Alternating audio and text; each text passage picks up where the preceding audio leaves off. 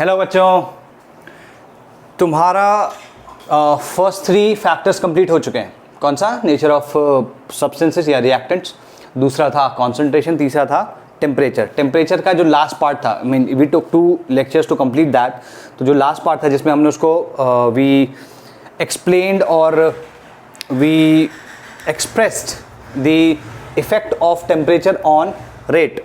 Effect of temperature on rate वो क्या था? आर्हीनियस इक्वेशन, है ना, जिसमें हमने उसको न्यूमेरिकली एक्सप्रेस किया था या मैथमेटिकली एक्सप्रेस किया था। Got it. The fourth one is catalyst. You can write fourth one over here. ठीक है जी। तो कैटलिस्ट के बारे में जो जितना तुमने सुना है उसमें हो सकता है कुछ चीज़ें सही हो, कुछ चीज़ें ना हो, और या सभी चीज़ें ना सुनी हो, है ना। तो इसको तो इन डेप्थ जब लेंगे, जो नेक्स्ट चैप्टर है हमारा, है ना, इस केमिकल काइनेटिक्स के बाद थोड़ा न्यूक्लियर केमिस्ट्री वाला पार्ट है वो कंप्लीट करेंगे and then we will move on to surface chemistry. तो सरफेस केमिस्ट्री में हम इसे बहुत अच्छे से पढ़ेंगे। Got this? ठीक है। तो कैटलिस्ट तुम्हारा क्या होता है वो हम एग्जैक्टली वहाँ पे देखेंगे, बट बेसिक लेवल पे भी यहाँ पे देख लेते हैं। कैटलिस्ट हमारा वो चीज़ होती है जो कि रिएक्शन में पार्ट तो नहीं लेती, मतलब it does not get consumed in the reaction but it alters its rate, है ना।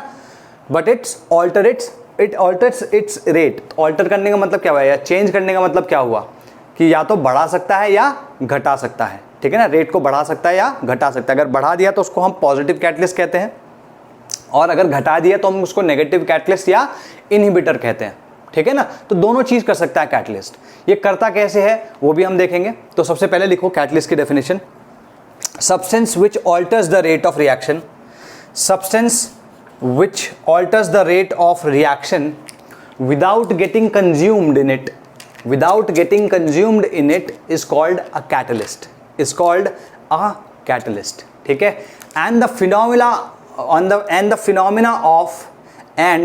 phenomena of changing of rate of reaction and the phenomena of changing of rate of reaction is called catalysis, is called catalysis. ठीक है जी। तो इसका example लेते हैं। जैसे तुम्हारी ये रिएक्शन है KClO3, ठीक है। तो अगर मैं देखूं तो इसको ये इस तरीके से टूट जाती है, ठीक है ना, ये इस तरीके से टूट जाती है, या फिर इसको 2 कर लो। Got it. तो इसका एक रेट होता है, ठीक है। तो इसका एक रेट होगा R। अब अगर यही रिएक्शन में MnO2 की प्रेजेंस में करा दूं, MnO2 की प्रेजेंस में करा दूं, ठीक है, तो ये रिएक्शन का रेट जो होता है वो बहुत बढ़ जाता है। या यूं कह लो, कैसे पता चला होगा इसमें, कैसे पता चला होगा कि ऑक्सीजन के प्रोड्यूस होने का रेट बढ़ गया, है ना, तो रिएक्शन का रेट भी बढ़ गया। Got it. तो ये एक्सीडेंटली हुआ था, और फिर उसके बाद जाके हमें पता चला कि भाई ऐसे भी कुछ सब्सटेंसेस हो सकते हैं जो कि रिएक्शन का रेट बढ़ा सकते हैं, जो कि रिएक्शन का रेट बढ़ा सकते हैं without getting consumed in them, है ना। तो ये कैटलिस्ट की बेसिक डेफिनेशन हो गई। यहाँ तो तुम्हें दिख ही रहा है कि इस वाले का रेट ज़्यादा है इससे, ठीक है। ये इसमें कंज्यूम नहीं होगा, तो कंज्यूम नहीं होगा तो थोड़ा सा भी अमाउंट इसमें पड़ा होगा तो it will increase its rate. Got it. ठीक है। नेक्स्ट चीज़ लिखो, catalysis is of 2 types. Catalysis is of 2 types. Positive या कैटलिस्ट्स आर ऑफ 2 टाइप, ऐसे करके लिखो, कैटलिस्ट्स आर ऑफ 2 टाइप्स। ठीक है, कैटलिस्ट्स आर ऑफ 2 टाइप्स। पहला कौन सा है? पॉजिटिव कैटलिस्ट, ठीक है। First is positive catalyst and second is negative catalyst. Negative catalyst के आगे तुम ये भी लिख सकते हो, इनहिबिटर, इनहिबिटर, है ना। कहीं कहीं बुक में ऐसा भी होगा कि एक दिया होगा कैटलिस्ट, पॉजिटिव कैटलिस्ट को सिर्फ कैटलिस्ट लिखा होगा और नेगेटिव कैटलिस्ट नहीं लिखा होगा, उसकी जगह इनहिबिटर लिखा होगा, है ना। तो दोनों नॉमेनक्लेचर सही है, कोई प्रॉब्लम नहीं है, ठीक है। तो ओके।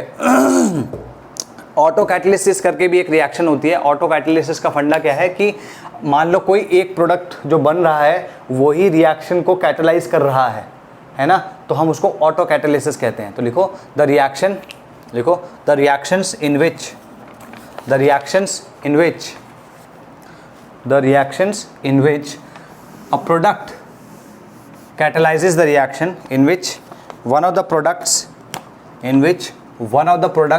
catalyzes the reaction, ठीक है, in which one of the products catalyzes the reaction as a catalyst, catalysis a reaction is known as autocatalysis reaction, is known as autocatalysis reaction। ठीक है, तो यहाँ पे एक एग्जांपल लिख रहा हूँ मैं, यहाँ पर जो MnSO4 मैं यहाँ बना रहा हूँ, दिस इज़ दी कैटलिस्ट। ठीक है जी, this is the catalyst here. ठीक है जी, ये कितना होगा 2 5H2O 3H2O, यहाँ पर 8H2O है और CO2 is 10CO2 2। ठीक है जी, so this is your example. इसमें तुम देख सकते हो दैट M1SO4 जो है this is your catalyst, this is a product as well as a catalyst. ठीक है ना, तो ये इस रिएक्शन को कैटलाइज करता है, इसको फास्ट कर देता है। ठीक है, अच्छा अब हम देखते हैं कि भाई रिएक्शन में एक्चुअली में हो क्या रहा होगा सीन। ठीक है जी, okay let's take a look. ये मिटा रहा हूँ मैं,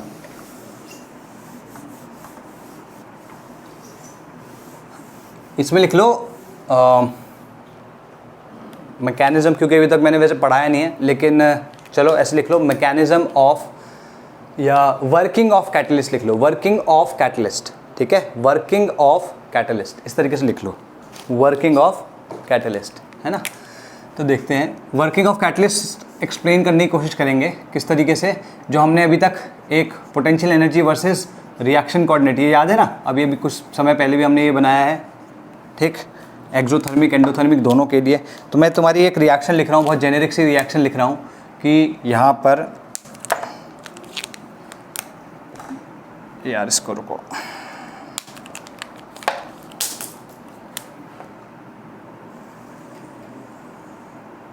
ठीक है, ऐसी कोई रिएक्शन है।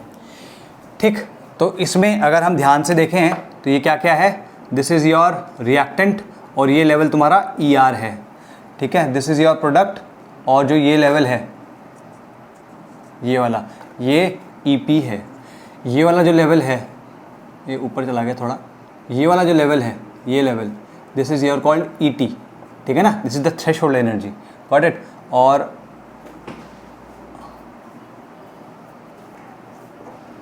ठीक है जी, ठीक है, और यहाँ पर आता है तुम्हारा ट्रांजिशन स्टेट या फिर एक्टिवेटेड कॉम्प्लेक्स। ठीक है, ट्रांजिशन स्टेट या एक्टिवेटेड कॉम्प्लेक्स, गॉट इट। ठीक है, तो यहाँ पे अगर हम देखें ध्यान से, एक एक करके बनाते हैं कि भाई यहाँ पर ये जो डिस्टेंस है ये वाला है ना, ये एनर्जी जो है दिस इज़ कॉल्ड IAF। ठीक है, और ये जो एनर्जी डिफरेंस है दिस इज़ कॉल्ड IAB। ठीक है ना,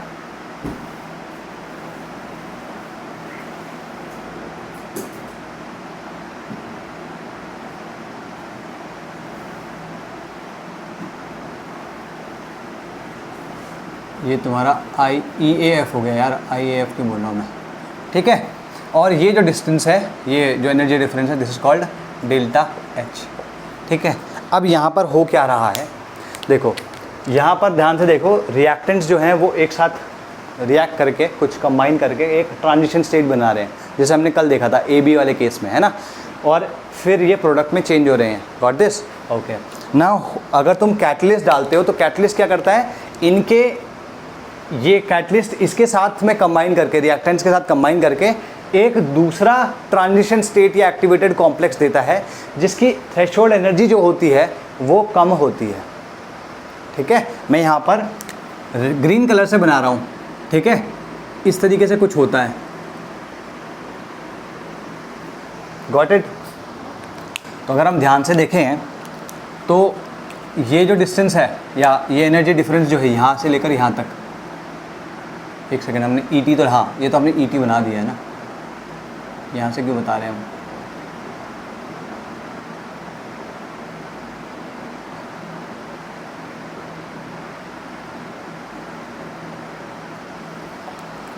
तो ये जो डिफरेंस है यहाँ पर this is called ET dash, this called ET dash. अभी ये कम हो चुका है। ठीक है, क्या हुआ, कैटलिस्ट ने इन दोनों के, ये जितने भी रिएक्टेंट्स थे इनके साथ कंबाइन किया, एक एक्टिवेटेड कॉम्प्लेक्स बनाया, एक एक्टिवेटेड कॉम्प्लेक्स या ट्रांजिशन स्टेट बनाया। कौन सा है, ये न्यू है, न्यू, ठीक है। इसकी जो थ्रेशोल्ड एनर्जी है वो पहले वाले से कम है। क्लियर होगी भाई बात? ठीक है जी। और फाइनली क्या होता है कि ये टूट के प्रोडक्ट में कन्वर्ट हो जाता है। तो रिएक्शन हुआ कैसे? सिक्वेंशियली ऐसे हो रहा है ना। अच्छा, अब अगर मैं इसमें बताऊं कि तुम्हारा EAF कितना हो गया, अब देखो भाई यहाँ से लेकर यहाँ तक ये तुम्हारा नया EAF डैश हो गया, ठीक है। और ये वाला, ये जो है यहाँ पे, ये दिस इज़ EAAB डैश हो गया, ठीक है। डेल्टा एच कैसा है? डेल्टा एच जैसे पहले था उतना ही है। ER चेंज नहीं हुआ, EP चेंज नहीं हुआ, डेल्टा एच चेंज नहीं हुआ। तो ER, EP, EH और डेल्टा एच चेंज नहीं हुआ। EAF चेंज हो चुका है, EAB चेंज हो चुका है और ET चेंज हो चुका है ना। तो ग्राफ सेज इट ऑल। बस इतना ध्यान रखना है कि जो कैटलिस्ट है वो एक alternate low energy path provide कर देता है। क्लियर होगी बात? तो बेसिक समझ में आ गया ना। इस ग्राफ के बेसिस पे सब कुछ समझ में आ रहा है तुमको कि भाई यहाँ पर एनर्जीज तो चेंज नहीं हो रही है रिएक्टेंट प्रोडक्ट की, ना ही उनके बीच की जो एंथैल्पी है वो चेंज हो रही है। इसमें बस क्या है, जो थ्रेशोल्ड एनर्जी है, और थ्रेशोल्ड एनर्जी अगर चेंज होगी तो एक्टिवेशन एनर्जी चेंज हो जाएगी, और फॉरवर्ड डायरेक्शन में और बैकवर्ड डायरेक्शन में, दोनों के दोनों। क्लियर होगी बात? ठीक है, ओके। तो लिखो, इसमें प्रॉपर्टीज बाद में लिखेंगे, पहले इसमें लिख लो। लिखो, हमने लिखा था क्या? Working of a catalyst. इसमें लिखो, the catalyst combines with the reactants to form the catalysts. First point है, the catalysts combined with the reactants to form a low energy transition state और एक्टिवेटेड कॉम्प्लेक्स। TS/AC कर देना, TS/AC, ठीक है। Low energy TS और AC by forming temporary bonds, ठीक है। This transitory entity, मतलब जो तुम्हारा ट्रांजिशन स्टेट है या फिर एक्टिवेटेड कॉम्प्लेक्स है, ट्रांजिटरी है, बहुत मोमेंटरीली बनती है और फिर टूट जाती है ना। दिस ट्रांजिटरी एंटिटी है ना, then gets broken up and converts into products। ये क्लियर हो गया भाई? ठीक है। On breaking up we get the catalyst back. अगर हम इसको इस तरीके से देखें तो ऐसा कुछ हम इसको लिख सकते हैं भाई, R+C gives AC is activated complex या TS, जो भी तुमको लिखना हो, जैसे तुम्हें सही लगे। फिर क्या होता है, AC/TS, जो भी तुमको लिखना है, that gets converted into C+ products, ठीक है। ये S मतलब सॉलिड नहीं है, ये रिएक्टेंट्स या प्रोडक्ट्स है, ठीक है। क्लियर होगी बात? तो हमें कैटलिस्ट मिला, मतलब कैटलिस्ट कंज्यूम हुआ और फिर से मिल भी गया, तो कैटलिस्ट एक्चुअली में ओवरऑल रिएक्शन में कंज्यूम नहीं हुआ, ठीक है। लिख लिया, ठीक है। थर्ड पॉइंट लिखो, the catalyst reduces the threshold energy, and thereby the catalyst reduces the threshold energy and thereby reduces the activation energy in both forward and reverse direction, ठीक है। The catalyst reduces threshold energy and thereby reduces activation energy in both forward and backward direction। ये clear होगी बात? ठीक है, okay. It does so by providing the reaction an alternate low energy path or reaction mechanism ठीक है, clear है। अभी मैंने रिएक्शन मैकेनिज्म लिखवा तो दिया है यहाँ पे, लेकिन मैंने अभी तक तुम्हें बताया नहीं कि व्हाट रिएक्शन मैकेनिज्म इज़। ठीक है, ये हम अभी नेक्स्ट उसमें देखेंगे जब हम मैकेनिज्म ऑफ रिएक्शन डिस्कस करेंगे, तो don't worry about it. Got it, ये क्लियर होगी भाई, बात सिंपल है। तो यहाँ पर तुम्हारी वर्किंग ऑफ अ कैटलिस्ट समझ में आ गया होगा तुमको। Got it. अब इसके प्रॉपर्टीज़ क्या होते हैं, किस किस तरीके की चीज़ें कर सकता है, किस किस तरीके की चीज़ें नहीं कर सकता है, वो हम देखते हैं। ठीक है, तो लिखो इसमें a catalyst does not gate, ये ऐसे लिख लो, प्रॉपर्टीज़ ऑफ अ कैटलिस्ट करके हेडिंग डालो, प्रॉपर्टीज़ ऑफ अ कैटलिस्ट, और उसमें नीचे लिखो, ऐसे लिख लेते हैं, यहाँ पे हेडिंग मैं लिख देता हूँ, properties of a catalyst, properties of a catalyst. क्या क्या होती है प्रॉपर्टीज़ ऑफ अ कैटलिस्ट? पहला, it does not get consumed in the reaction, it does not get consumed in the reaction, दो इट्स फॉर्म में चेंज, दो it's form में change, मतलब किसी में अगर तुम उसको सॉलिड फॉर्म में डालोगे तो हो सकता है जब तुम रिएक्शन ख़त्म हो जाए तो तुम्हें वो पाउडर्ड फॉर्म में मिले, तो फॉर्म या स्टेट चेंज हो सकती है, ऐसा कुछ नहीं है।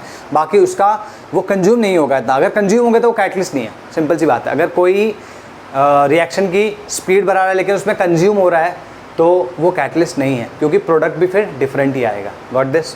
ठीक है जी, लिखो, इसमें लिख लिया। सेकेंड लिखो, it can not start a reaction, it can not start a reaction. ठीक है, ब्रैकेट में लिखना स्पॉन्टेनियस या नॉन स्पॉन्टेनियस। ठीक है, कैसे? जैसे अगर मान लो कागज़ को जलाते हो, तो कागज़ को एक बार जला दो तो अपने आप स्वतः जलने लग जाता है स्पॉन्टेनियसली, है ना, उसमें तो कोई हमें और कुछ देने की ज़रूरत नहीं है। लेकिन एक थ्रेशोल्ड तो होता है ना, एक पर्टिकुलर मतलब एनर्जी तो देनी पड़ेगी, एक पर्टिकुलर एफर्ट तो शुरुआत में डालना पड़ेगा स्टार्ट करने के लिए।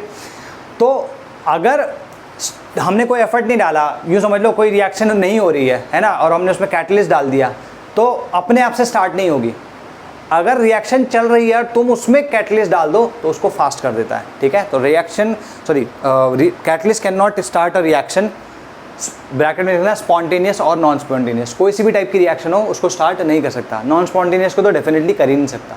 ठीक है, पहली चीज़। दूसरा लिखो, अच्छा नॉन स्पॉन्टेनियस को कर नहीं सकता का मतलब ये नहीं है कि बैकवर्ड रिएक्शन नहीं होगी, है ना। अगर ये फॉरवर्ड है, this is this spontaneous one, तो ये बैकवर्ड है नॉन स्पॉन्टेनियस, तो ये इसका रेट भी बढ़ा देगा अगर हो रही होगी। इसको यूँ समझो, नॉन स्पॉन्टेनियस का मतलब मैं कह रहा हूँ अगर वो फॉरवर्ड डायरेक्शन में नॉन स्पॉन्टेनियस है, यहाँ पे तो बैकवर्ड थोड़ा सा तुम्हारे लिए कंफ्यूजिंग हो सकता है। पहली चीज़ लिख लो, एक can't start a reaction, spontaneous और नॉन स्पॉन्टेनियस। जो मैंने दूसरा पॉइंट बोला था ना कि नॉन स्पॉन्टेनियस को स्टार्ट कर ही नहीं सकता, उसमें उसको छोड़ दो, उसको काट दो अभी। ठीक है, अभी के लिए काट दो, मैं इसको अच्छे से समझाऊंगा तुमको। ठीक है, can't start a reaction, spontaneous और non spontaneous. It can only increase, it can only change, लिखो यार, इंक्रीज या डिक्रीज मत लिखो, it can only change the rate of a running already running reaction, it can only change the rate of an already running reaction. ठीक है, next लिखो, it does not change ER or EP, this is the average energy of reactants, that is the average energy of products. ठीक है, it does not change ER or EP. ठीक है, ER और EP. ठीक है, next लिखो, it does not change the enthalpy of the reaction, it does not change the enthalpy of the reaction. ठीक है, नेक्स्ट लिखो, it does not change the Gibbs energy, free energy of delta G होता है जो Gibbs free energy, thermodynamics में पढ़ा था। It does not change the delta G of the reaction. ठीक है, it does not change, next लिखो, it does not change the equilibrium constant of the reaction और the equilibrium position of the reaction. ठीक है, it does not change the equilibrium constant और equilibrium position of the reaction. ठीक है, catalyst डालोगे तो reaction का जो इक्विलिब्रियम है वो उसी पॉइंट पे मिलेगा जैसे जिसमें बिना कैटलिस्ट के मिल रहा था। क्यों? यहाँ पे अगर तुम ध्यान से देखो, इसने टी एक्टिवेशन कम किया है ना, एक्टिवेशन एनर्जी जो थी वो कम किया, एक्टिवेशन कह रहा हूँ, सॉरी, थ्रेशोल्ड एनर्जी इसने कम किया। इसने फॉरवर्ड वाली तो कम करी लेकिन बैकवर्ड वाली भी तो कम कर दी, तो इसका मतलब क्या होगा, जो फॉरवर्ड वाली जो रेट है वो तो बढ़ी लेकिन बैकवर्ड वाली भी बढ़ गई। तो अब यूँ समझो कि जैसे पहले भी वो यहीं पे यहाँ से स्टार्ट कर रहे थे और ये इसका एंड है, ठीक है, तो ये दोनों के दोनों यहाँ पे आके मिल रहे थे, तो अभी तो स्लोली मिल रहे हैं। जब मैंने कैटलिस्ट डाला तो अब फास्ट मिलेंगे लेकिन पॉइंट इसी पॉइंट पे मिलेंगे, तो के equilibrium will not change and the position of the equilibrium will not change. ठीक है, लिखो इसमें, the equilibrium constant does not change and the position of the equilibrium does not change. ठीक है, it only it only increases the speed, it only increases the speed with which equilibrium is attained. It only increases the speed with which the equilibrium is क्या कहते हैं इसको, equilibrium is attained, ठीक है, या reached, got it. और next लिख सकते हो कि it increases the rate of forward and backward reaction by the same amount, मतलब same amount नहीं कहना चाहिए, same factor ऐसे लिखो, ठीक है.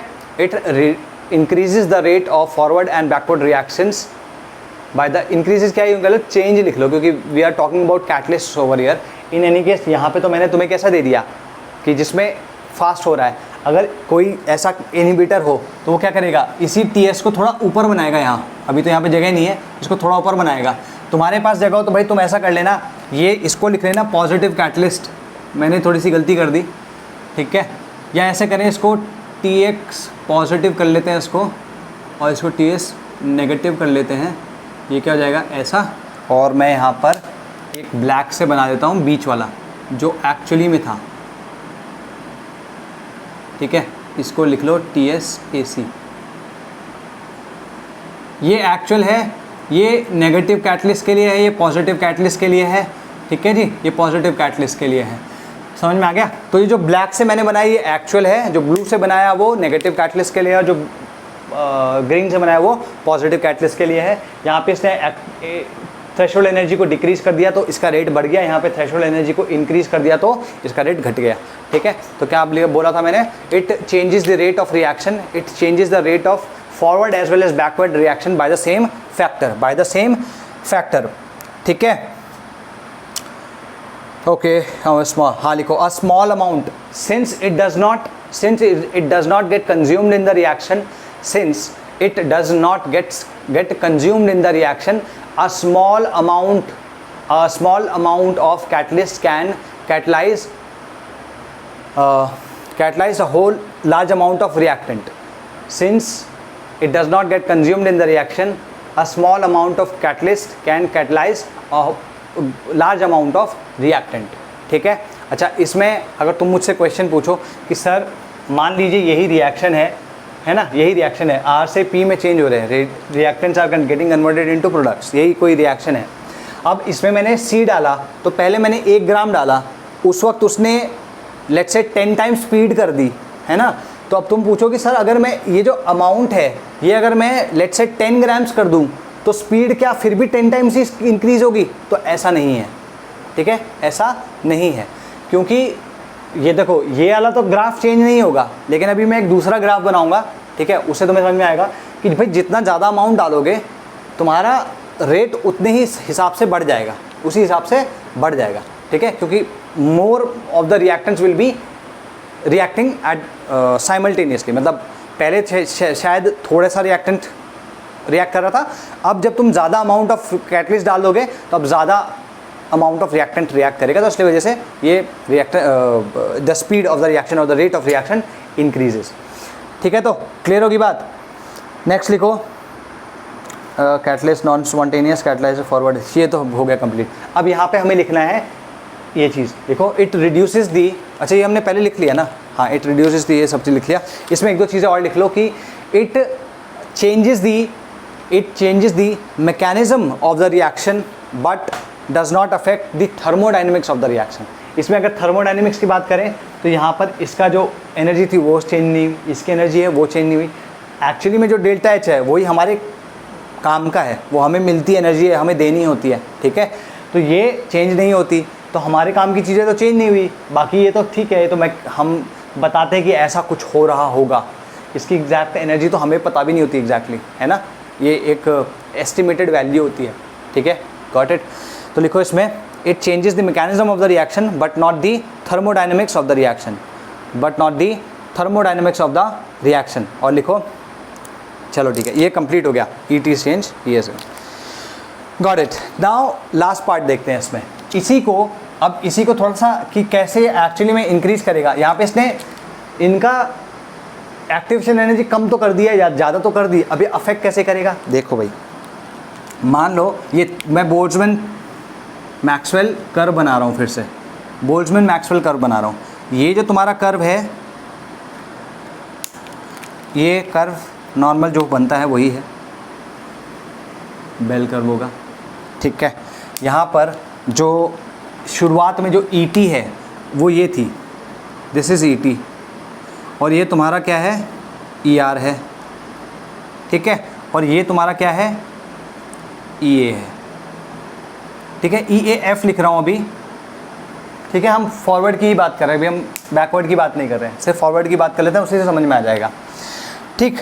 अब क्योंकि कैटलिस्ट पॉजिटिव वाला डाला है तो उसका थ्रेशोल्ड एनर्जी कम हो चुका है, तो थ्रेशोल्ड एनर्जी इस तरफ आना चाहिए ना। तो लेट्स से, अच्छा एक मिनट रुक जाओ पहले। तो इस केस में ये जो ब्लैक पोर्शन मैं कर रहा हूँ यहाँ पे, ये वाले जो फ्रैक्शन ऑफ मॉलिक्यूल्स हैं, they will participate in the reaction, they are eligible to participate in the reaction. Clear होगी बात? ओके अच्छा, अगर मान लो यहाँ पे ईटी कम कर दिया, इसका मतलब ये समवेयर ऐसा कुछ होना चाहिए, हाँ है ना, ठीक है। तो अब देखो इसमें ये वाला जो पार्ट है, ये ग्रीन वाला पार्ट और ऐड हो चुका है। तो अगर number of particles which can potentially react are increase, तो रेट भी इंक्रीज हो जाएगा, ठीक है। तो हमेशा ध्यान रखना, जब ईटी कम हुआ है तो ईए भी कम हुआ। अच्छा यहाँ पे देखो ईए भी कम हो चुका है, ये क्या हो गया, ईटी डैश, और ये हो गया ईएएफ डैश, हाँ है ना, ठीक है। तो जब देखो कि जब भी ईटी चेंज होगा तो ईए भी चेंज हो जाएगा, वो यहाँ से भी दिख रहा है, ठीक। अगर ईए कम हो गया तो नंबर ऑफ पार्टिकल्स जो कि पोटेंशियली रिएक्ट कर सकते हैं, विच हैव इनफ एनर्जी, वो बढ़ चुका है। अगर वो बढ़ गया तो तुम्हारा रिएक्शन का जो रेट है वो भी बढ़ जाएगा। Got this? तो इस तरीके से तुम्हारा कैटलिस्ट रिएक्शन के रेट को बढ़ाता है। Got it? अच्छा, तो कभी भी ध्यान रखना, ये इसी के केस में नहीं, जहाँ पर भी एक्टिवेशन एनर्जी अगर तुम किसी तरीके से कम कर दोगे तो उसका रेट उतना ही बढ़ जाएगा। या फिर दो रिएक्शंस हैं, मतलब रिएक्शन के एक ही रिएक्शन में दो जगह पे तुम एक्टिवेशन एनर्जी अगर देखोगे तो जिसकी एक्टिवेशन एनर्जी जितनी कम होगी वो उतना ज़्यादा रिएक्ट करेगा, या उसका रेट ऑफ रिएक्शन उतना ही ज़्यादा होगा, ठीक है। तो अगर आप रेट ऑफ रिएक्शन की बात करें तो rate of reaction is inversely proportional to, sorry directly proportional नहीं, इन्वर्सली प्रोपोर्शनल टू ईए। तो ईए जितना कम होगा उतना ही ज़्यादा रिएक्शन का रेट बढ़ेगा, है ना। यहाँ पर ईए ज़्यादा है, अगर सॉरी ईए कम है तो ये जल्दी से रिएक्शन कर पाएंगे कि नहीं कर पाएंगे। Got it? ठीक है जी। अब आगे की बात करते हैं। ब्लू वाला बना ले। ब्लू वाले में देखो, ब्लू वाले में ईटी बढ़ चुकी है, तो लेट्स से ये है, तो ये ईटी डबल डैश हो गया। अच्छा, ईटी डबल डैश है, इसकी जो एक्टिवेशन एनर्जी कितनी है, वो ईए एफ डबल डैश हो गई, ठीक है, ईएएफ डबल डैश हो गई। Got it? ठीक है जी। तो यहाँ पर एनर्जी बढ़ चुकी है, एनर्जी बढ़ गई तो नंबर ऑफ पार्टिकल्स जो कि रिएक्ट करेंगे वो घट चुका है, तो रेट भी घट जाएगा। तो यहाँ से साफ साफ दिख रहा है कि किस तरीके से ये होने पे, ईटी का चेंज होने पे, ईएएफ और ईबी के चेंज होने पे, ईएएफ और ईएबी के चेंज होने पे number of particles which can potentially take part in the reaction has change. अब जब ये पॉसिबल है तो फिर ठीक है ना, तो you have got this completely, ठीक है। अब अगर मैं यहाँ पे ध्यान से देखूँ तो मैं ये लिख सकता हूँ that E T double dash, sorry, E T double dash is greater than E T is greater than E T dash. यहाँ पे तुम कह सकते हो E A F double dash is greater than E A F is greater than E A dash, ठीक है। तो E R change नहीं हुआ, वो तुम्हें यहाँ पे भी दिख रहा है। Got it? ठीक है जी। तो ये क्या हो गया, ये तुम्हारा पॉजिटिव कैटलिस्ट के साथ है, ये नेगेटिव कैटलिस्ट के साथ है, विदाउट कैटलिस्ट है, ठीक है ना। तो यहाँ पे इस तरीके से लिख सकते हो तुम इसको,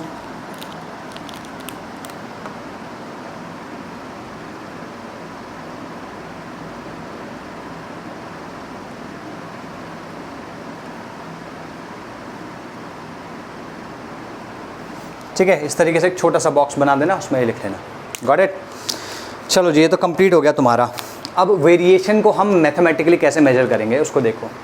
अभी किसी भी एक को ले लेते हैं। मैं अभी यहाँ पे जो मैंने ये ग्रीन वाला है, मैं इसकी बात करता हूँ, ठीक है। ग्रीन वाला मतलब जिसमें पॉजिटिव कैटलिस्ट। तो पॉजिटिव कैटलिस्ट के बारे में बात कर लेते हैं, जो मैं डिराइव कराऊंगा दोनों के लिए रहेगा, या ऐसे करते हैं विद कैटलिस्ट और विदाउट कैटलिस्ट कर लेते हैं, ठीक है। तो भाई जो रिएक्शन है, अभी मैं लिख रहा हूँ पहले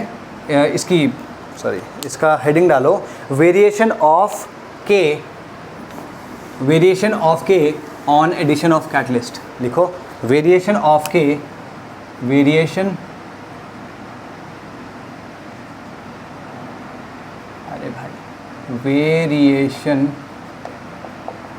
of k without on addition of catalyst,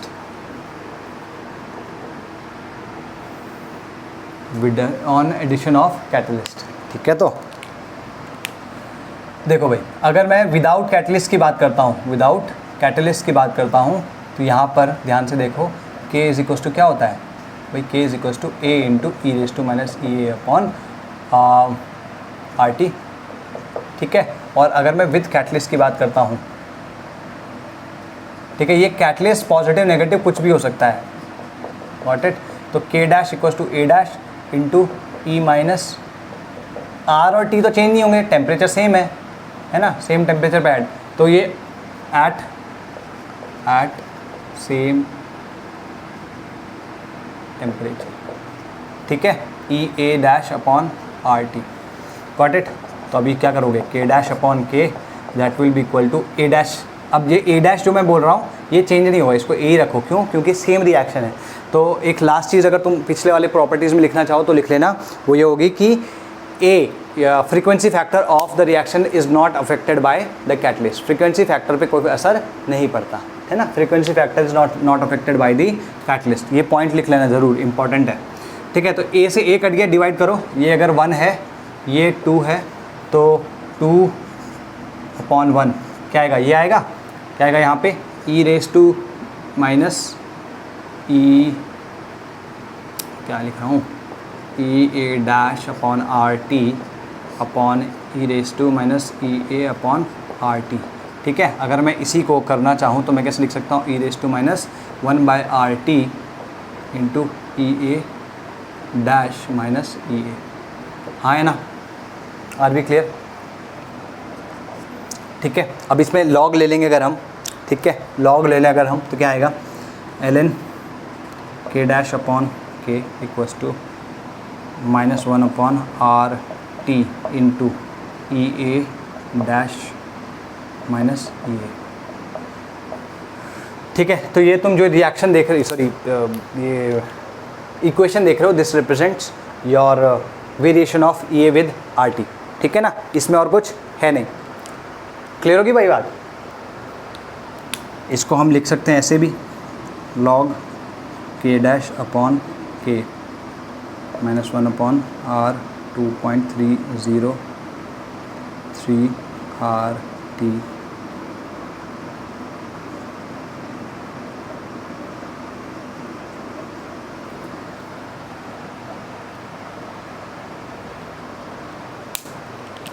ठीक है, ये आ गया। अच्छा, अब इसमें ध्यान से देखो, ये जो चीज़ हमने यहाँ लिखी है, यहाँ पे किस तरीके से फॉलो हो रही है। अगर पॉजिटिव कैटलिस्ट है तो ये छोटा हो गया ना, ये डैश छोटा हो जाएगा ये से, ये डैश अगर छोटा हो जाएगा तो क्या हो जाएगा, नेगेटिव, ये पूरी क्वांटिटी नेगेटिव हो जाएगी, नेगेटिव इंटू नेगेटिव पॉजिटिव हो जाएगा, तो टोटल क्वांटिटी है पॉजिटिव हो गई। इसका मतलब ये ऐसे करके लिख लो इसको, for E A dash less than E A. अगर हम इस तरीके की बात करते हैं तो हम यहाँ पे क्या लिख सकते हैं, सीधे सीधे कि भाई लॉग ऑफ के डैश अपॉन के, भाई यहाँ पे मैं बता चुका हूँ ये नेगेटिव होगा, नेगेटिव इंटू नेगेटिव पॉजिटिव हो जाएगा, तो इवेंचुअली क्या आ जाएगा, ग्रेटर देन 1। तो हम कह सकते हैं अगर ये सॉरी ग्रेटर देन 0 आएगा, नॉट 1, ग्रेटर देन 0। तो ये ग्रेटर देन 0 कब होता है, जब के डैश अपॉन के जो होता है वो ग्रेटर देन 1 होता है। इसका मतलब के dash will be greater than के। तो तुम देख रहे हो कि अगर पॉजिटिव कैटलिस्ट डालूंगा तो यहाँ पर इंक्रीज़ हो जाएगा रेट, ठीक है। तो यहाँ पे तुम्हारी क्या बोलते हैं इसको, तुम्हारी एक्टिवेशन एनर्जी कम कर दी गई, ग्रीन वाले को देखो, एक्टिवेशन एनर्जी कम कर दी गई तो यहाँ पे उसका रेट कांस्टेंट बढ़ गया, मतलब रेट बढ़ गया। सेम वे अगर मैं इसी चीज़ को ये डैश ग्रेटर दैन ये कर दूँ, है ना, ग्रेटर दैन ये यहीं पे कर रहा हूँ बेटा, तुम इसको कर लेना अपने आप से, मैं ऐसे कर दूँ तो क्या होगा, ये पॉजिटिव आ जाएगा, पॉजिटिव इंटू नेगेटिव, नेगेटिव आ जाएगा। नेगेटिव कब आता है, ये मतलब नेगेटिव होगा तो ये नेगेटिव हो जाएगा, और ये नेगेटिव कब आता है, जब के डैश अपॉन के इज़ लेस देन 1, और लेस देन 1 होगा तो क्या हो जाएगा, के dash will be less than के। तो अगर तुम एक्टिवेशन एनर्जी बढ़ा दोगे तो रेट कांस्टेंट क्या कर जाएगा, घट जाएगा। क्लियर होगी भाई बात ये, तो ये ध्यान रखने का है। कूल, ओके, ठीक है जी। तो ये दोनों ये जो मैंने यहाँ लिखा है ना, इनको याद रखने का है, ये दोनों को यहाँ पे याद रखना है, ठीक है। अब एक क्वेश्चन कर लेते हैं, इसको कंप्लीट करते हैं यहाँ पे।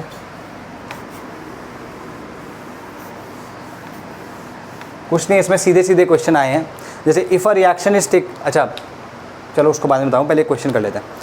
अगर मान लो ये जो है तुम्हारा वो 100 किलो जूल है, ये इज़ 100 किलो जूल, ठीक है, और कैटलिस्ट डालने के बाद सेम टेम्परेचर पे, temperature is T equals to 300 kelvin, temperature, इस टेम्परेचर पे कैटलिस्ट डालने के बाद उसकी एक्टिवेशन एनर्जी 20% कम हो जाती है। तो 20% कम होने का मतलब क्या हो गया, ये dash is equals to 80 kilo joule, ठीक है। तो वो कह रहा है कि व्हाट इज़ ए डैश, तो ठीक है, उसमें के डैश को पूछ रहा है, के और के डैश का रेशो पूछ रहा है, ठीक है, के और के डैश का रेशो पूछ रहा है, तो वो ये चीज़ पूछ रहा है ना। तो सिंपल है, तो उसमें तो फॉर्मूला लगा दो, log K dash upon K equals to, ये फॉर्मूला लगाओ, E dash minus E A minus 1 upon R T, sorry 2.303 R T into E dash upon E A क्या आ जाएगा, 80 माइनस 100 इंटू 10⁻3, क्योंकि किलो जूल्स है ना, किलो जूल पर मोल, ठीक है, 3 आ गया। तो बस इसको निकाल लो, क्या जाएगा ये, -20 आए तो 20 इंटू 10⁻3 अपॉन 2.303 इंटू 8.314 इंटू 300, ठीक है। तो ये कर लो, ये आ जाएगा तुम्हारा लॉग, और फिर एंटी लॉग ले लेना, जैसे भी तुम्हें सही लगे, ठीक है, ओके। अब एक चीज़ है, मान लो अगर मैं तुमसे क्वेश्चन पूछूं कि भाई मैंने क्या किया, दो रिएक्शंस थी, ठीक है, या हाँ एक ही रिएक्शन है, ठीक, एक रिएक्शन को मैंने उसमें कैटलिस्ट डाला लेकिन उसका रेट नहीं चेंज हुआ है, कैटलिस्ट डाला लेकिन उसका रेट चेंज नहीं हुआ, मतलब कैटलिस्ट डालने पे इन जनरल रेट जो है वो बढ़ेगा, रेट बढ़ जाएगा, लेकिन इसमें बढ़ा नहीं। तो इसमें हो क्या रहा होगा, अगर आप रेट बढ़ा दें, सॉरी कैटलिस्ट डाल दें, तो आपने उसका ये तो कम कर दिया, लेकिन आपने हो सकता है टेम्परेचर घटा दिया हो। अगर आपने टेम्परेचर घटा दिया होगा तो यहाँ पर देखोगे ध्यान से, इस वाली किसी भी क्वेश्चन में देखो, के डैश अपॉन के इक्वल टू 1 कब होगा, ठीक है, ये इक्वल टू 1 होगा तो इक्वल टू 0 हो जाएगा। तो ये दोनों या तो इक्वल होने चाहिए, या फिर इनका जो रेशो है वो नीचे इससे इसके साथ में 1 आ जाए। तो यहाँ पर जो चेंज आया है ये डैश और ई में, वो कॉम्पनसेट हो जाए टी के चेंज से। टेम्परेचर अगर तुम कम कर दोगे तो चेंज हो जाएगा, ठीक है। तो ये टोटल जो वैल्यू आ जाएगी ये 1 के इक्वल आ सकती है, ठीक। तो अगर तुम्हारा कैटलिस्ट डालने पे रेट चेंज नहीं हो रहा है, इसका मतलब आपने टेम्परेचर कम कर दिया है, ध्यान रखना। ये जेई का ही कोई क्वेश्चन है जो आया था, ठीक है। Now let's take a look at the mechanism of the reaction, ठीक है, मैकेनिज्म ऑफ द रिएक्शन।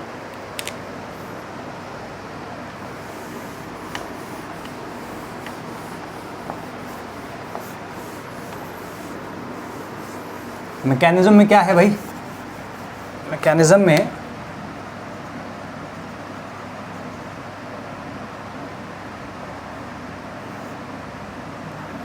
ठीक है जी, मैकेनिज्म में क्या है वो देखो भाई। मैकेनिज्म होती क्या है, वो क्या है, वो अगर मैं उसको डिफाइन करना चाहूँ तो mechanism is the stepwise detailed kind of representation of the whole reaction. जो रिएक्शन हो रही है उसको स्टेप वाइज अगर मैं लिख दूँ और बाकी सब जो चीज़ें उसमें इन्वॉल्व हैं वो सब चीज़ें लिख दूँ तो वो उसकी मैकेनिज्म कहलाएगी, ठीक है। इसको बाद में अभी थोड़ा सा देखते हैं, पहले मैकेनिज्म के बारे में हम थोड़ा बहुत जो पहले देख चुके हैं उसकी बात करते हैं। सबसे पहली चीज़ अभी हम जो देख चुके हैं जिसको मैं प्रीफर कर रहा हूँ that is elementary reaction. Elementary reaction क्या होती है, वो सिंगल स्टेप रिएक्शन होती है, या हम उसको सिंपल रिएक्शन भी कहते हैं, है ना। तो मैकेनिज्म में सबसे पहली चीज़ जो आती है वो आती है आपकी एलिमेंट्री रिएक्शन, ठीक है, एलिमेंट्री रिएक्शन। और दूसरी अगर मान लो एलिमेंट्री रिएक्शन कौन सी होती है, सिंगल स्टेप या फिर simple reaction, got it, single step या सिंपल रिएक्शन, ठीक है। सिंगल स्टेप का मतलब क्या हुआ, ये एक ही स्टेप में हो जाती है। तो कौन, एलिमेंट्री रिएक्शन का मतलब क्या हुआ, those reactions that get completed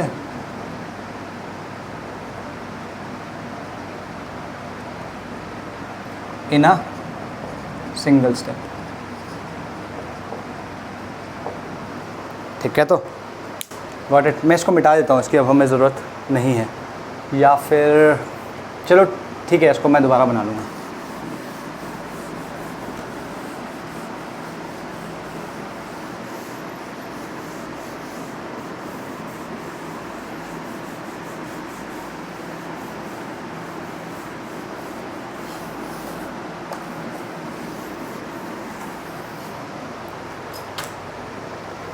in a single step, ठीक है। तो इस मैकेनिज्म के बेसिस पे हम रिएक्शंस को दो टाइप में बांट सकते हैं। एक तो होती है एलिमेंट्री रिएक्शन जो कि सिंगल स्टेप में हो जाए। अब इसके अलावा कौन सी बची जो सिंगल स्टेप में ना हो, भाई सिंगल स्टेप में नहीं होगी तो डबल में होगी, 2 में होगी, 3 में होगी, 4 में होगी, है ना। तो जो सिंगल स्टेप में ना हो या एक से ज़्यादा स्टेप में हो उसको हम कहते हैं कॉम्प्लेक्स रिएक्शन। तो लिखो ऑन द बेसिस ऑफ, ऐसे लिखो, on the basis of mechanism of reactions, on the basis of mechanism of the reaction, या ऐसा करें कि मैकेनिज्म की स्पेलिंग वो, ठीक है, पहले ऐसा करो, मैकेनिज्म ऑफ रिएक्शन की ना डेफिनेशन लिख लो, मैकेनिज्म ऑफ रिएक्शन की डेफिनेशन लिख लो, इससे जस्ट ऊपर लिखो भाई, different steps of a complex reaction, different, अच्छा detailed step by step description of any chemical reaction, detailed step by step description of any chemical reaction is known as its mechanism, ठीक है। Detailed step by step description of any chemical reaction is known as its mechanism, ठीक है। पहले ही लिख लो और फिर second point लिखना, on the basis of mechanism reaction can be divided into two types, ठीक है। one is elementary reaction और another one is complex reaction. Complex मतलब मोर देन वन स्टेप,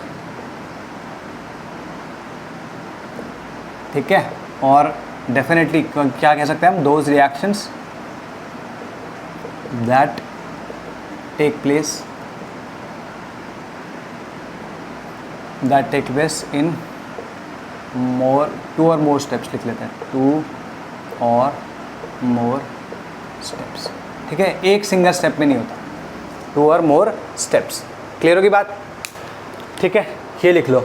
अच्छा, अभी सिंगल स्टेप रिएक्शन है तो उसको रिप्रेजेंट कैसे किया जा सकता है, सिंगल स्टेप रिएक्शन को, it can be represented like this.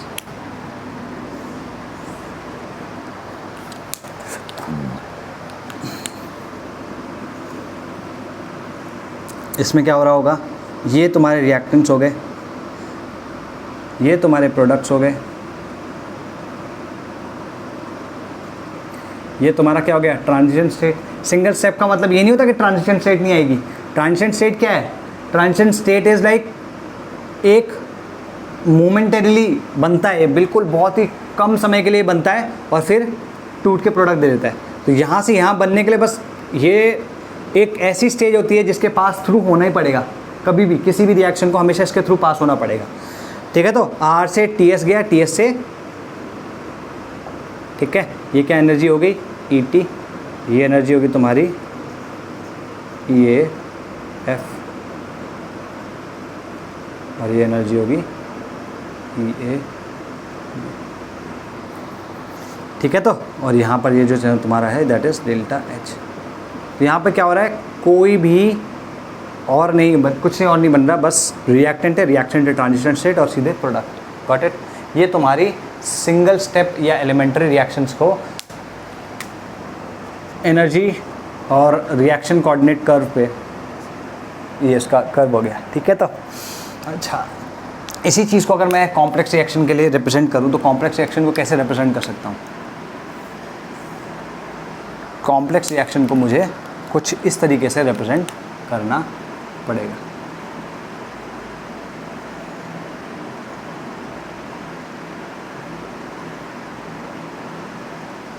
ठीक है, यहाँ पर ये रिएक्टेंट हो गया और ये प्रोडक्ट हो गया, ये ट्रांजिशन स्टेट।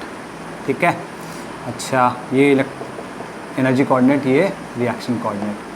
ठीक है, तो अब यहाँ पे अगर हम ध्यान से देखें तो ये रिएक्टेंट हो गया, ये प्रोडक्ट हो गया, इसकी एनर्जी जो हो गई वो ER हो गई, और अगर तुम ध्यान से देखो तो ये जो एनर्जी होगी ये EP हो गई, और ये जो ये हो गया डेल्टा H हो गया। ठीक, अब यहाँ पे खूब सारी पहाड़ियाँ दिख रही हैं तुमको, यहाँ पे तो एक ही पहाड़ी थी, अब यहाँ पे खूब सारी पहाड़ियाँ दिख रही हैं। तो ध्यान से देखो, ये R जो होता है, एक स्टेप ये हो गया, ये दूसरा स्टेप हो गया, और ये तीसरा स्टेप हो गया। ठीक है, यहाँ पर स्टेप क्या था भाई? यहाँ पर स्टेप था R2P, और बीच में क्या बन रहा है? Transition state. तो ये सिंगल स्टेप हो गया, सिंगल स्टेप। ठीक है, पहली चीज़ तो लिख लो, ये सिंगल स्टेप है। यहाँ पे अगर तुम ध्यान से देखो, ये पहला ट्रांजिशन स्टेट है, फिर क्या बन रहा है तुम्हारा? कुछ C बन रहा है, लेट्स से ये R। ठीक है, C बन रहा है, चलो ठीक है। अच्छा, फिर या इसको बोलो RI1 बन रहा है, RI1। ये RI1 क्या है बताता हूँ। ठीक, यहाँ से पहले ये RI1 बन रहा है, फिर एक और ट्रांजिशन स्टेट बन रही है जिसको हम ट्रांजिशन स्टेट 2 कह रहे हैं, और यहाँ पे RI2 बन रहा है। ठीक है, RI1, ये RI2 हो गया, and then again we have third transition state, और फिर प्रोडक्ट बन रहा है। ठीक है, इस तरीके से रिएक्शन हो रही है। तो अगर तुम देखो तो इसी रिएक्शन को हम रिप्रेजेंट कैसे कर सकते हैं भाई? R पहले क्या कर रहा है? R is getting converted into RI1। ठीक है, फिर वो RI जो है वो RI1 जो है वो इसको मैं C से रिप्रेजेंट कर लेता हूँ यार, थोड़ा सा आसान रहेगा लिखने में। RI को मैं C बोल रहा हूँ और इसको मैं D बोल रहा हूँ। ठीक है, तो R is getting converted into C first, and C is getting converted into D, and then D is getting converted into P। ठीक है, तो यहाँ पे ये क्या हो गया? स्टेप 1 हो गया, ये स्टेप 2 हो गया, ये स्टेप 3 हो गया। क्लियर होगी बात? तो यहाँ पर सिर्फ एक स्टेप था, वहाँ पर एक से ज़्यादा स्टेप है। यहाँ पे इनफैक्ट मैंने 3 ले लिए हैं, 2 भी हो सकता है, 4 भी हो सकता है, अप टू यू, मतलब up to the mechanism of the reaction. Got it? ठीक है जी, अब बात करते हैं कि इसमें क्या क्या और इसमें डिफरेंसेस क्या है। देखो, यहाँ पर तुम कोई रिएक्शन इंटरमीडिएट, RI जो होता है वो रिएक्शन इंटरमीडिएट होता है। क्या होता है कि एक, ये तो ट्रांजिशन स्टेट है, ठीक है ना, ये तो बहुत मोमेंटरीली बनेगी, लेकिन क्या होता है कि एक लो एनर्जी स्टेट वाला अनस्टेबल कोई एंटिटी और बनती है रिएक्टेंट से। एक इंटरमीडिएट, मतलब प्रोडक्ट नहीं बने अभी, लेकिन एक इंटरमीडिएट स्टेट बनती है, या इंटरमीडिएट अनस्टेबल सा एंटिटी बनती है, जिसको हम रिएक्शन इंटरमीडिएट कहते हैं। ठीक है, वो जो है वो भी मोमेंटरीली बनेगी, लेकिन इससे कंपैरेटिवली ज़्यादा स्टेबल होती है। ठीक है, और फिर वो टूटती है into product again through a transition state only. तो वो भी ट्रांजिशन स्टेट से ही चेंज होगी। ठीक है, तो लिखो इसमें, ध्यान से लिखना इसमें कि एलिमेंट्री, यहाँ इसके नीचे मैं तो कहूँगा तुम एक टेबल बना लो और यहाँ पे एक डंडा लगा दो। ठीक है, ऐसे डंडा लगा दो, उसमें लिख लो single step reactions do not have, single step reactions do not have, single step reactions do not have या do not involve reaction intermediates, मतलब इनमें रिएक्शन इंटरमीडिएट होता ही नहीं है। ठीक है, do not involve reaction intermediate. ठीक है, नेक्स्ट लिखो, इस वाले के केस में लिख लेना इसके सामने, reaction intermediates are involve, reaction intermediates are involve in the mechanism of complex reactions, reaction intermediates are involve in the mechanism of complex reactions. ठीक है, नेक्स्ट लिखो इसी में, क्योंकि RI के बारे में बता रहा हूँ तो चीज़ें लिख लेना, क्योंकि भाई इन्वॉल्व हो रहा है ना, तो बन तो रहा ही होगा। तो अब आगे उसमें लिखो, RI are formed after the reaction start, RI are formed after the reaction has started and they get destroyed before the products are formed. तो प्रोडक्ट के बनने से पहले और रिएक्शन शुरू होने के बाद, है ना, तो रिएक्शन शुरू होने के बाद ये बनना शुरू होते हैं और प्रोडक्ट बनने से पहले ख़त्म हो जाते हैं, ठीक है। तो लिखो RI are formed before the reaction starts, RI are formed before the reaction start, नहीं sorry, after the reaction starts and get destroyed before the products are formed, and get destroyed before the products are formed, ठीक है। तो hence they do not appear in the rate law expression, hence they do not appear in the rate law, ये तो rate law expression में appear नहीं होंगे, ध्यान रखना है, ठीक है। rate law expression में appear नहीं होंगे, ठीक है। next लिखो they are highly unstable, they are highly unstable, ठीक है, highly unstable, ठीक है जी। अब हम बात करते हैं मॉलिक्यूलैरिटी की। एक मॉलिक्यूलैरिटी नाम का एक टर्म होता है जो कि सिर्फ और सिर्फ एलिमेंट्री रिएक्शंस के लिए ही डिफाइंड होता है। ये एलिमेंट्री रिएक्शंस के लिए जो ये टर्म है, क्या इसकी डेफिनेशन क्या है वो देखो। जैसे मान लो A और B हैं, है ना, दे आर मेकिंग प्रोडक्ट, और ये याद होगा मैंने मॉलिक्यूलैरिटी वाला पार्ट बताया भी था पहले कि अगर मैं कह दूं कि ये सिंगल स्टेप रिएक्शन है, ठीक है, सिंगल स्टेप है, सिंगल स्टेप रिएक्शन है, ठीक है, सिंगल स्टेप रिएक्शन है, तो यहाँ पर क्या हो रहा होगा, A और B बेसिकली एक दूसरे से टकरा रहे होंगे और तब P फॉर्म कर रहे होंगे, है ना। तो हम कहते हैं कि इसकी मॉलिक्यूलैरिटी 2 है, क्योंकि दो एंटिटीज़ या दो मॉलिक्यूल्स टकरा रहे हैं आपस में टू मेक अ प्रोडक्ट, ठीक। और तुम्हें याद होगा कि मैंने कहा था कि अगर सिंगल स्टेप रिएक्शन होगी तो जो इसका कोएफिशिएंट है, जैसे इसका कोएफिशिएंट 1 है, इसका कोएफिशिएंट भी 1 है, तो इसकी जो ऑर्डर होगी वो भी इसके कोएफिशिएंट्स के सम के इक्वल होगी, तो इसकी ऑर्डर भी 2 होगी, है ना। तो पहली चीज़ ये है कि molecularity is only defined for single step reaction.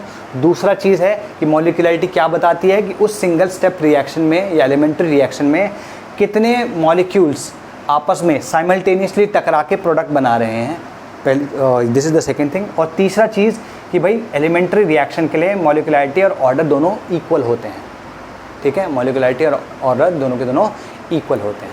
तो लिखो इसमें molecularity of a reaction can only be defined for molecularity can only be defined for an elementary reaction. लिखो molecularity can only be defined for a elementary reaction, ठीक है। अच्छा, मॉलिक्यूलैरिटी इसके just नीचे लिख लो, जब यहाँ जहाँ पे मॉलिक्यूलैरिटी के बारे में लिखो वहाँ पे मॉलिक्यूलैरिटी के नीचे की डेफिनेशन लिख लो, ठीक है। मॉलिक्यूलैरिटी लिखो number of molecules that collide, number of molecules that collide with that collide simultaneously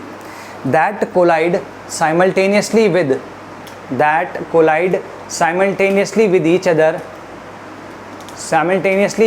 other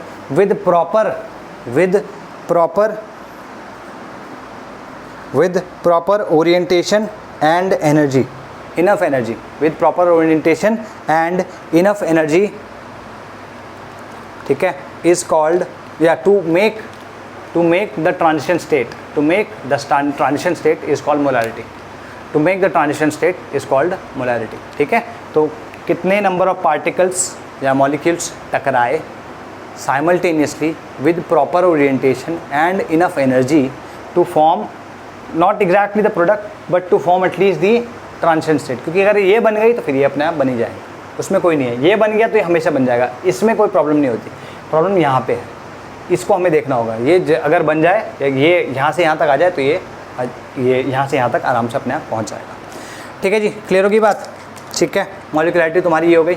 अच्छा लिखो फॉर, अब यहाँ पे इसके लिए लिख लो, पहले इसके लिए देखो, for a complex reaction molecularity is not defined, for a complex reaction molecularity is not defined, ठीक है। कॉम्प्लेक्स रिएक्शन के लिए मॉलिक्यूलैरिटी डिफाइंड नहीं होती है, गॉट इट, ठीक है जी। मॉलिक्यूलैरिटी इज़ नॉट डिफाइंड, ठीक है। अब यहाँ पे नीचे इधर लिख लो, for a simple reaction molecularity is the same as, या order is the same as molecularity. For a simple reaction order is the same as molecularity, ठीक है।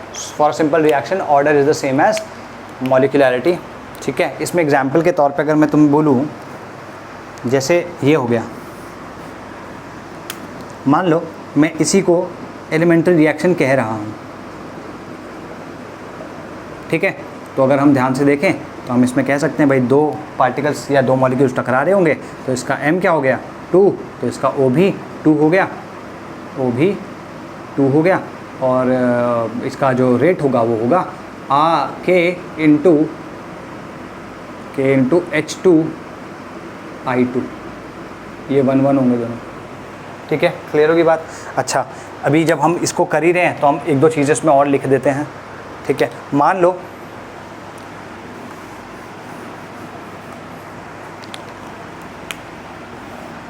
ठीक है, मान लो कि मैं इसको डबल कर दूं, मैं इसको डबल कर दूं,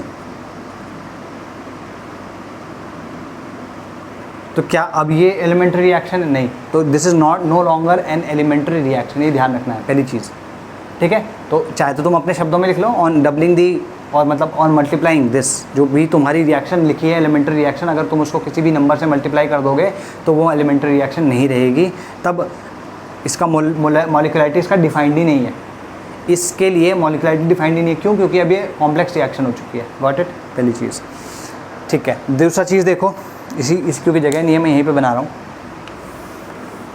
मान लो कि तुम्हारे पास A है, B है, A प्लस B है, ठीक है। तो A प्लस B है ना, तो A प्लस B के लिए सॉरी 2A प्लस B है, not A plus B, 2A plus B है, और ये प्रोडक्ट दे दिया है ना। तो हम इसको लिए क्या कह सकते हैं दैट, और मैं कह रहा हूँ कि सिंगल स्टेप है, सिंगल स्टेप है, ठीक है। तो m इक्वल टू क्या हो जाएगा 3 हो जाएगा, तो O इक्वल टू क्या हो जाएगा 3 हो जाएगा। अगर मैं R लिखूँगा तो R क्या होना चाहिए K इंटू, अच्छा A रेस टू क्या होना चाहिए, जो इसका कोएफिशिएंट है वही होगा, ठीक है, A रेस टू 2 और B रेस टू 1, ठीक है। मान लो कि मैं यहाँ पर ये रिएक्शन लिख दूँ A plus B plus C, ठीक है, प्रोडक्ट, और मैं तुमको ये इन्फॉर्मेशन दे रहा हूँ कि इसका ऑर्डर जो है वो 3 है, और इसका रेट जो है वो ऐसा है K into A raise to 2, B raise to 1 and C raise to 0। तो क्या ये एलिमेंट्री रिएक्शन है? No, this is no longer elementary reaction, because यहाँ पर इसका कोएफिशिएंट 1 है, इसका कोएफिशिएंट 1 है, इसका कोएफिशिएंट 1 है, तो रेट लॉ एक्सप्रेशन में भी 1 1 1 होना चाहिए। यहाँ पे 2 1 है, टोटल ऑर्डर तो 3 आ रहा है भाई। यहाँ पे अगर मान लो ये सिंगल स्टेप रिएक्शन होती तो m इक्वल टू 3 आता, तो O इक्वल टू भी 3 आता है ना। तो उस हिसाब से तो ठीक है कि भाई इसका ऑर्डर 3 है, इसका भी ऑर्डर 3 है, तो होना चाहिए, लेकिन ऐसा नहीं होता। तुम्हारा जो भी यहाँ पे कोएफिशिएंट होगा वही यहाँ पे इसके पावर्स में भी आएगा। Got it. तो order with respect to a particular reactant will be equal to its coefficient, है ना, in the single step reaction. तो ये दोनों पॉइंट लिख लेना जो मैंने पहले बोला था और ये जो अब बोल रहा हूँ। Got it. जिसमें क्या लिखना है कि order of a reactant with order of the reaction with respect to a reactant, order of a reaction with respect to a reactant is equal to its coefficient in the simple reaction, है ना, simple reaction में जो उसका coefficient होगा उसके equal होगा। Got it. ठीक है जी, ओके। और ठीक है, तो इसको कंप्लीट, मतलब इसकी तरफ जाने से पहले मैं एक चीज़ और बताना चाहता हूँ, मैं इसको मिटा रहा हूँ यहाँ पे, वो चीज़ हमको देखनी है। मॉलिक्युलैरिटी जो है, मॉलिक्युलैरिटी डिफाइन क्या करती है कि भाई कितने पार्टिकल्स आ रहे हैं, है ना। मान लो सिर्फ एक ही पार्टिकल आ रहा है ना। इसकी मैकेनिज्म हालांकि हम डिस्कस नहीं करेंगे। अगर सिर्फ एक ही पार्टिकल आ रहा है तो हम क्या कह सकते हैं कि वो, या यूँ कह लो कि अगर एक ही पार्टिकल आ रहा है तो उसकी मॉलिक्युलैरिटी 1 होगी। तो if m is equals to 1 हम उस रिएक्शन को बोलेंगे यूनी मॉलिक्यूलर, और इसकी जो मैकेनिज्म है वो हमारे कोर्स में नहीं है, ठीक है, यूनी मॉलिक्यूलर रिएक्शन। अच्छा, अगर m इक्वल्स टू 2 है that is called bimolecular, di molecular नहीं, बाई मॉलिक्यूलर, ठीक है। मोस्टली हम इन रिएक्शंस के बारे में ही बात करेंगे, by molecular reaction. Got it. By molecular reactions कहाँ थे हम, ठीक है, बायोमॉलिक्यूलर रिएक्शन, ठीक है, ये हो गया। और m इक्वल्स टू अगर 3 हो जाए हम इसको बोलेंगे ट्राई मॉलिक्यूलर या टर मॉलिक्यूलर, ठीक है, ट्राई मॉलिक्यूलर या टर मॉलिक्यूलर, कुछ भी कह सकते हैं, ठीक है। कुछ बुक्स में ये मॉलिक्यूलर टर मॉलिक्यूलर लिखा होता है और किसी उसमें ये टर मॉलिक्यूलर लिखा होता है, ट्राई मॉलिक्यूलर टर मॉलिक्यूलर, ठीक है। m=4 जो होता है इसे नॉट पॉसिबल, या n greater than equal to 4 कह लेते हैं, नॉट पॉसिबल। क्यों, ऐसा क्यों होगा? ऐसा इसलिए होगा क्योंकि अगर हम यहाँ पे देखें, इसका मतलब क्या है, एक A है एक B है,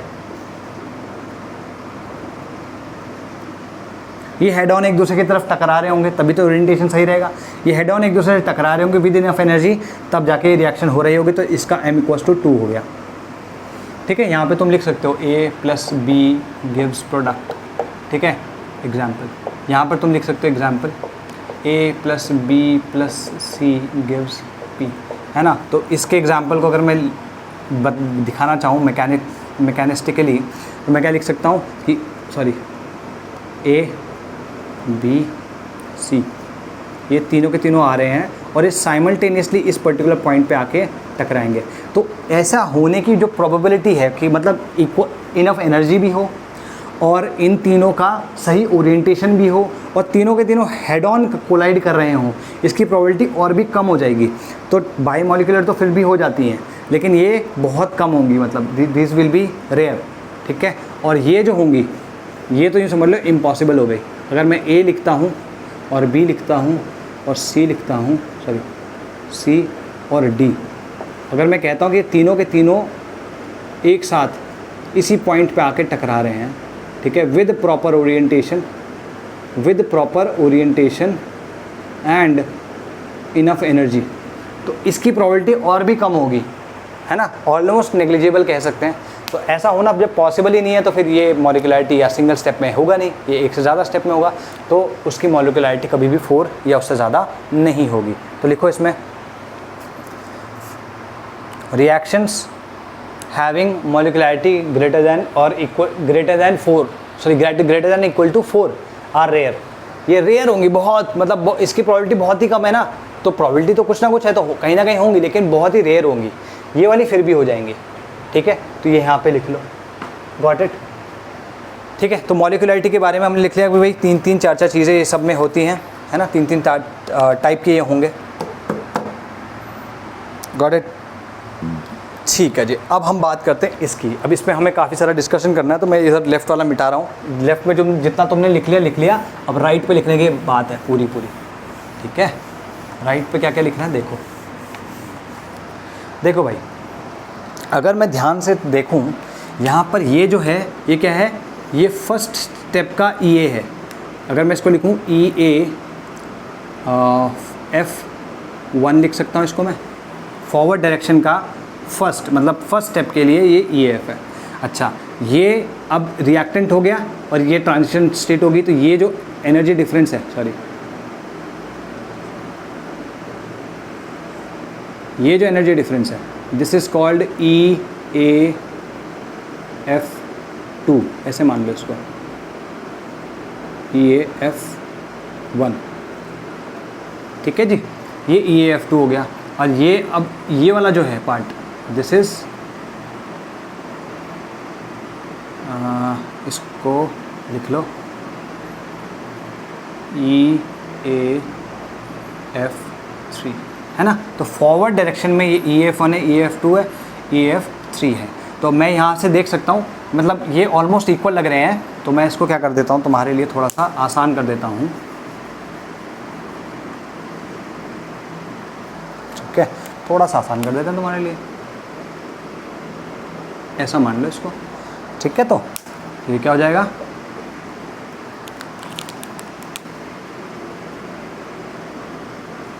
ये क्या हो गया, EAF2, ठीक है। यहाँ पे क्या आ जाएगी,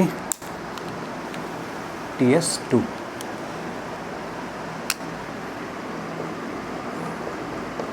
ठीक है। तो तुम्हें ये एनर्जी पता चल गई, गॉट इट। अच्छा, अगर डेल्टा एच है तो डेल्टा एच तुम देख ही रहे हो कि ये है ना। और इन सब में जो ET है वो भी तुम देख सकते हो। ये क्या लिख रहा हूँ मैं, ये ET1 हो गया, ये ET2 हो गया, और इसको थोड़ा सा और छोटा करना पड़ेगा भाई, बनाने में थोड़ा सा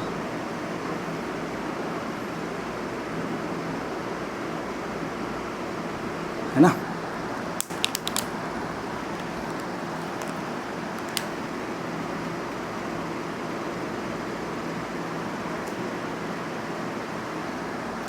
ठीक है,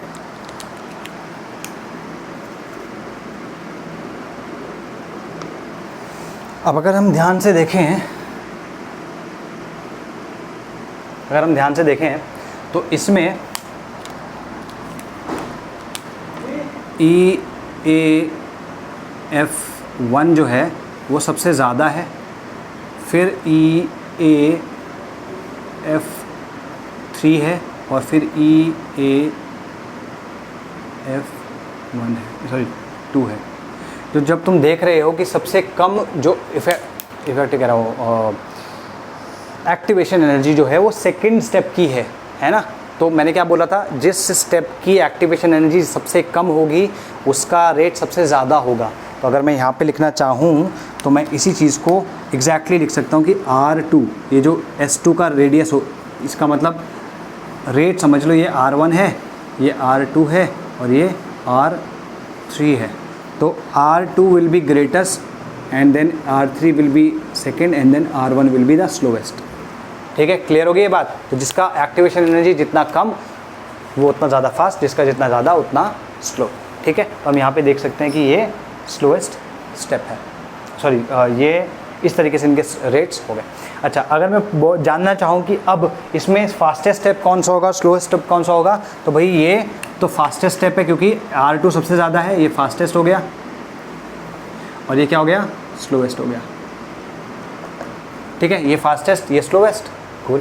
अच्छा, अब क्योंकि स्लोएस्ट है तो ये समझ लो स्लोएस्ट स्टेप जो होता है वो रेट डिटर्मिनिंग स्टेप होता है। रेट डिटर्मिनिंग स्टेप का मतलब क्या हुआ, जैसे 3 दोस्त तुम जा रहे हो, है ना, कोई एक बहुत तेज़ चलता है, कोई एक थोड़ा ठीक ठाक चलता है, और एक कोई बहुत स्लो चलता है। ऐसा तो होगा ना, तीनों इक्वल रफ्तार में चल रहे हो तो आर्मी में होता है। अगर ऐसी कोई नॉर्मल 3 दोस्त चल रहे हो तो एक ज़्यादा तेज़, एक तेज़ होता है, एक स्लो होता है। तो जो स्लो होगा, ठीक है, जो स्लो होगा वो अगर अपनी रफ्तार में चलता रहेगा तो बाकी लोग तो आगे निकल जाएंगे। और अगर तीनों को साथ में चलना है, तो किसकी रफ्तार से चलना पड़ेगा, जो स्लोएस्ट वाला है। तो जो स्लोएस्ट वाला है उसने बाकी दोनों की रफ्तार या पूरी के पूरे या तीनों की रफ्तार जिसको कह सकते हैं वो तय कर दी, है ना। तो rate of reaction will always be determined by the slowest step, that's why it is called the rate determining step. ठीक है, तो लिखो इसमें rate of a reaction, rate या ऐसे करके इसमें लिखो, पहले चीज़ रेट ऑफ रिएक्शन से पहले लिखना different steps of a complex reaction, different steps of a complex reaction have different rates, different steps of a different complex reactions have different rates, and the slowest step is known as the rate determining step। तो rate determining step समझ में आ गया ना, क्यों होता है, क्योंकि वो एक्चुअली में रेट को डिटरमिन करता है। ठीक है, उसके नीचे लिख लेना the lower the activation energy, the faster the step, the lower the activation energy, the faster the step। ठीक है, तो इसके ये दोनों चीज़ें जो मैंने बोली इसके हिसाब से सबसे स्लो स्टेप तुम्हारा फर्स्ट स्टेप हुआ, और यही तुम्हारा रेट डिटर्मिनिंग स्टेप हो गया। क्लियर हो गई ये बात। ठीक है, अच्छा इसको यहीं पे विराम देते एक चीज़ पूछता हूँ, जो तुम्हारा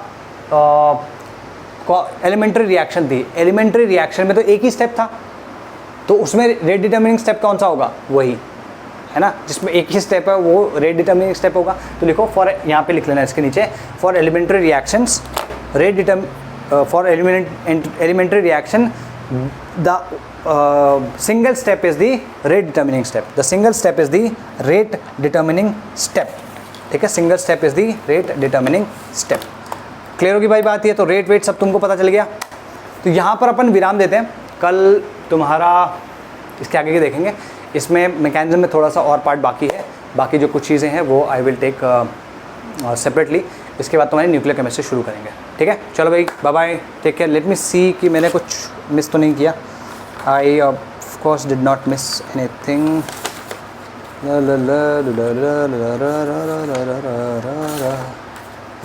नहीं भाई, हमने कुछ मिस नहीं किया है, हम कुछ नहीं मिस किया हूँ। चलो बाय बाय।